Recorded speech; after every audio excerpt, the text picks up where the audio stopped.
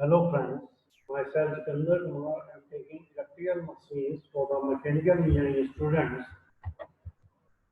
In the previous lecture, we are discussing about the DC machines, and then we will start the AC machines. Some parameter already covered up in the previous lectures. Now we will discuss about the performance calculation of the electrical AC machines, which is called as a three-phase induction motor. Induction motor converts an electrical power supplied into a mechanical power. The various stages in this conversion is called as the power transfer stages in an induction motor, which we already discussed in the previous lecture. That what are the different stages are there. Now we will discuss about the equation which will be associated with the different induction motor.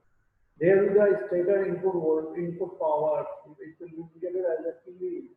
P in equal to root 3 times of VL IL cos phi, because there is a three-phase supply. So input power, it will be a three-phase type, where VL and IL are the line values of the stator supply voltage and current, and cos phi is the power factor of the motor. A part of this power is consumed in stator iron and copper losses. The remaining power is transferred inductively to the rotor through the air gap. This is called as rotor input. So, because after reducing the losses over the input power, then whatever voltage, whatever power we have received at the rotor side, that will be the input power towards the rotor. So that's called the rotor input and indicated by the P2. So P2 is equal to P in minus stator iron and copper losses. The rotor losses consist of majority of copper losses and a very small rotor iron losses, which are generally neglected in case of the induction motor. By subtracting the rotor copper losses from P2, we get the gross mechanical power which will be developed by the motor. That will be given by the PM. So PM equal to P2 minus rotor copper losses by neglecting the rotor iron losses, as a part of PM is consumed as mechanical losses and the remaining is the power available to the load at the site. This is called as net output power of the motor and indicated by the P output. The above stages can be shown diagrammatically, called as power flow diagram of induction motor, which we are in detail we are discussing in the previous lecture. Now we are just looking over the brief idea about this, that there is a, at start there is a input power or the stator input which will indicated by the P in. Then we are subtracting the stator iron and copper losses. Then we are getting the air gap power, and that air gap power, this will be the stator output, or we can say the rotor input, and it will be indicated by the P2.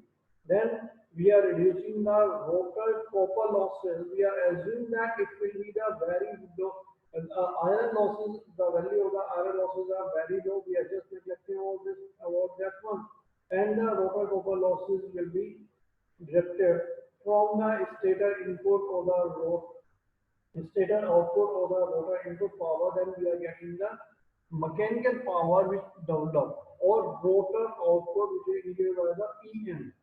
Now there is a PM and some losses also exist, which is called the friction and windage losses, which will be associated over the part from where we are collecting the output as a mechanical movement of the rotor. So these losses will be arising just before the shaft will be at the end point. So these losses, after reducing, we are getting a motor or rotor output, which will be indicated by the P out. The relation between the rotor input, rotor copper losses, and rotor output are the most important thing, because whenever we have to perform the calculation, these equations will play a vital role for us.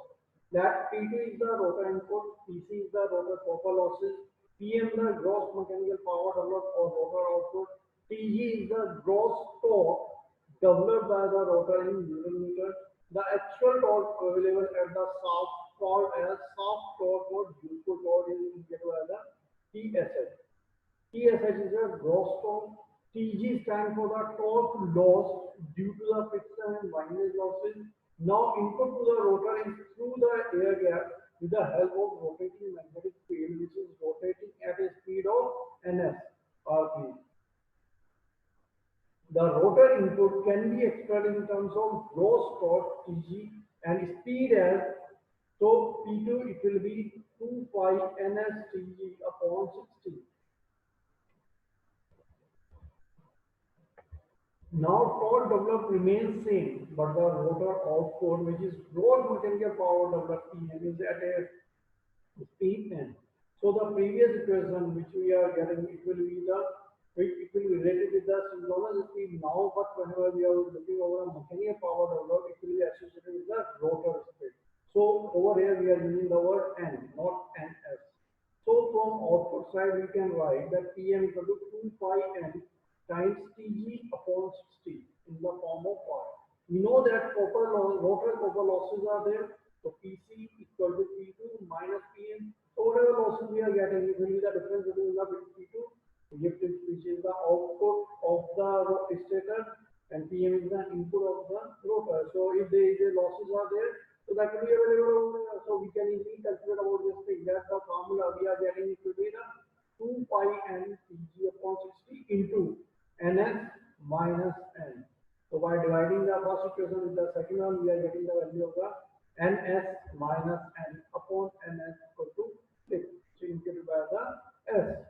Therefore, Pc is equal to s times P2. So rotor copper losses are 6 times the rotor input. Now gross mechanical power developed is Pm equal to P2 minus Pc. So we can replace the Pc with the S times P2.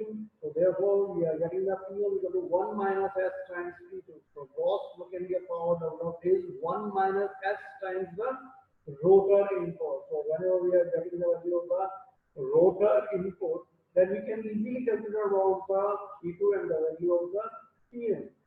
Dividing equation 3rd and 4th, we get that Pc upon Pm equal to S upon 1 minus S. So from the above equations, we can conclude that the value of the P2 proportional to Pc proportional to Pm equal to 1 proportional to S proportional to 1 minus S. So if we have given the value of the slip and we have given the another any power, then automatically we can calculate the other two power of the three-phase induction motor.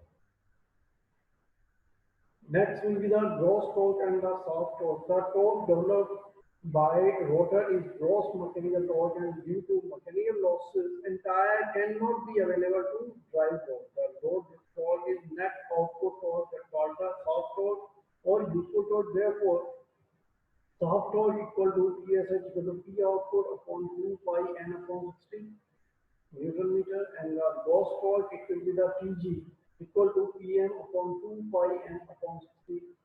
So TSH equal to Tg minus T loss.